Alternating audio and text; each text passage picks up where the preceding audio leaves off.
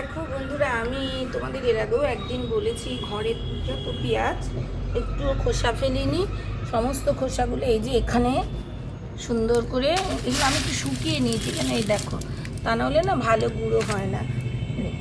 খুব অনেক পটাশিয়াম থাকে এর মধ্যে।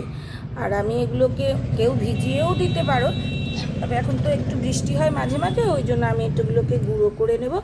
আর যখন খাবার দেব, শিংকুচি, হাড়কুচি, তারপরে এই পেঁয়াজের খোসার গুঁড়ো, কলার খোসার গুঁড়ো, এগুলো সব দিয়ে, সব গাছেই দেওয়া যায়, তবে জবা গাছ এটা খুব পছন্দ করে, এগুলো দেবো। তা কেউ বাড়ির এই সব ফেলে দেওয়া জিনিসগুলো নষ্ট করো না, তোমরা তো ফেলেই দাও, এইভাবে ব্যবহার করো।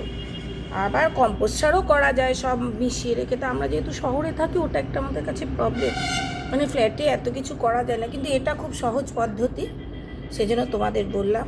ভালো থেকো সকলে, গাছ করো, গাছ আমাদের বাঁচিয়ে রাখে।